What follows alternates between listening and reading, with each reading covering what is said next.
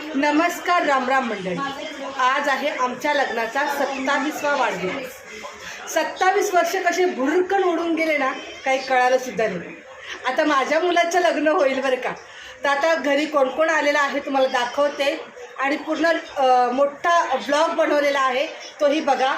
हे बघा, ही आहे माझी बहिणी दीप्ती. ते लहान मुली आल्या आहेत. तिथं आहे मम्मी, म्हणजे मानसीची मम्मी, तरी आम्ही मम्मीच म्हणतो कारण आई सगळ्याची सारखीच असते बरं का. अजून कोण कोण आहे दाखवते तुम्हाला, या चला. तर मी छानपैकी तयार झाले ना.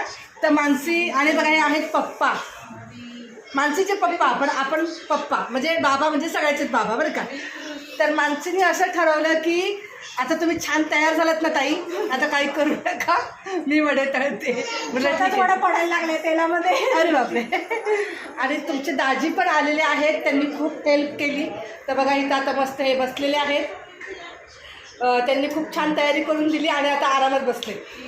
तर अजून येणारे आहेतच. इथं आहे विराज आणि अर्णव. तर मंडळी, लग्नाच्या वाढदिवसाच्या शुभेच्छा द्यायला विसरू नका बरं का.